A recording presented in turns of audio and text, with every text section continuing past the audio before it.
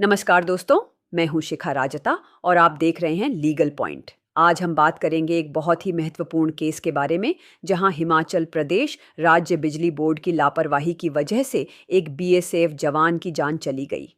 इस केस में हम जानेंगे कि कैसे अदालत ने पीड़ित परिवार को न्याय दिलाया और बिजली बोर्ड को उनकी गलती के लिए जिम्मेदार ठहराया।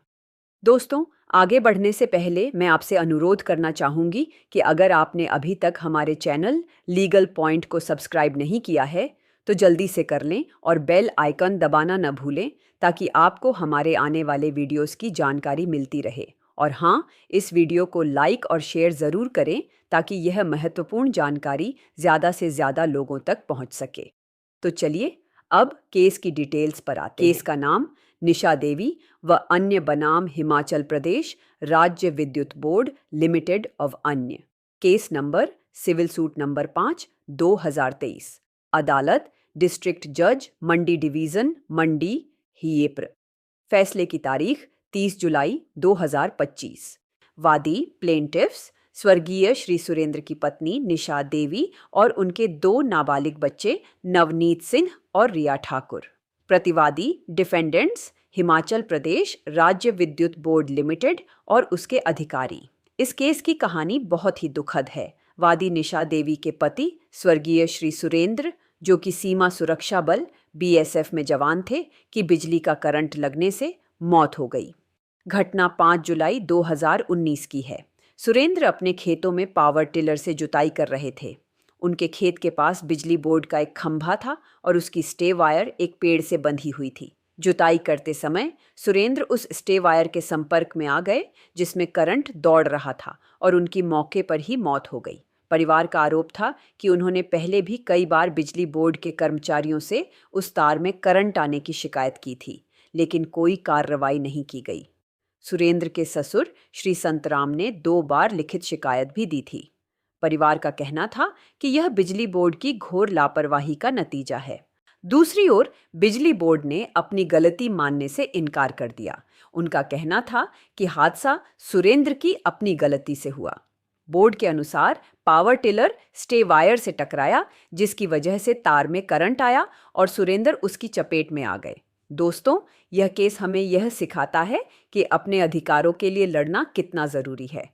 अगर आपको हमारा ये प्रयास पसंद आ रहा है, तो कृपया इस वीडियो को लाइक करें और कमेंट सेक्शन में अपने विचार ज़रूर बताएं। आपका फीडबैक हमारे लिए बहुत महत्वपूर्ण है। लीगल पॉइंट्स इन्वॉल्व्ड इन इस केस। इस केस में अदालत के सामने कुछ महत्वपूर्ण कानूनी बिंदु थे। 1. क्या सुरेंद्र की मौत बिजली के करंट से हुई? पोस्टमार्टम रिपोर्ट में मौत का कारण इलेक्ट्रोक्यूशन यानी बिजली का झटका लगना बताया गया। इससे यह साबित हो गया कि मौत बिजली के करंट से ही हुई थी। 2. क्या यह मौत बिजली बोर्ड की लापरवाही के कारण हुई? अदालत ने पाया कि परिवार ने पहले भी करंट की शिकायत की थी, लेकिन बोर्ड ने कोई ठोस कदम नहीं उठाया। जांच समिति की रिपोर्ट में भी यह माना गया कि स्टे वायर के साथ एक अतिरिक्त तार लिपटा हुआ था, जिसके कारण करंट लीक हो सकता था। अदालत ने यहाँ रेस इप्सा लोक्विटर के सिद्धांत का भी उल्लेख किया, जिसका मतलब है घटना स्वयं बोलती है, यानी बिजली के तारों से करंट लगना अपने आप में बिजली बोर्ड की लापरवाही का एक प्रथम दृष्टया सबूत है। 3. सख्त दायित्व का सिद्धांत प्रिंसिपल ऑफ स्ट्रिक्ट लायबिलिटी। अदालत ने सुप्रीम कोर्ट के एमपी इलेक्ट्रिसिटी बोर्ड बनाम शैल कुमार मामले का हवाला देते हुए कहा कि बिजली जैसी खतरनाक चीज़ों की आपूर्ति करने वाली कंपनियों का सख्त दायित्व होता है। इसका मतलब है कि अगर उनकी गतिविधि से किसी को कोई नुकसान होता है, तो वे मुआवजे के लिए उत्तरदायी होंगे, भले ही उन्होंने कोई लापरवाही न की हो। उनकी जिम्मेदारी है कि वे पूरी सुरक्षा सुनिश्चित करें। इन सभी तथ्यों और कानूनी सिद्धांतों पर विचार करने के बाद अदालत ने अपना फैसला सुनाया। अदालत ने माना कि स्वर्गीय सुरेंद्र की मौत बिजली बोर्ड की लापरवाही के कारण हुई थी। अदालत ने मृतक की उम्र 38 वर्ष, उनकी नौकरी बीएसएफ जवान, उनकी तनख्वाह 65,732 रुपये प्रति माह और भविष्य की संभावनाओं को ध्यान में रखते हुए मुआवजे की गणना की, न्यायालय ने वादी परिवार के पक्ष में फैसला सुनाया और उन्हें 1,19,81,760 रुपए का मुआवजा देने का आदेश दिया। इस राशि पर केस दायर करने की तारीख से लेकर भुगतान होने तक 6% की दर से ब्याज भी देने का आदेश दिया गया। अदालत ने यह भी स्पष्ट किया कि पहले दिए गए 5 लाख रुपए का अंतरिम मुआवजा इस कुल राशि में शामिल है। मुआवजे की राशि में से 50% पत्नी निशा देवी को और बाकी 50% 56% दोनों बच्चों को बराबर बराबर देने का निर्देश दिया गया। तो दोस्तों, इस फैसले से यह साफ होता है कि कानून की नज़र में किसी की जान की कीमत होती है और बड़ी बड़ी कंपनियां अपनी जिम्मेदारियों से भाग नहीं सकती।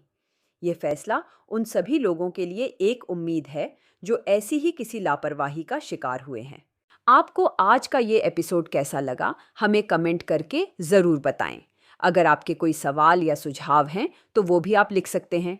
हमारे चैनल लीगल पॉइंट को सब्सक्राइब करना न भूलें और इस वीडियो को ज़्यादा से ज़्यादा शेयर करें ताकि कानूनी जानकारी हर घर तक पहुंच सके। अगले वीडियो में फिर मिलेंगे एक नए कानूनी मुद्दे के साथ। तब तक के लिए जागरूक रहें, सुरक्षित रहें। नमस्कार।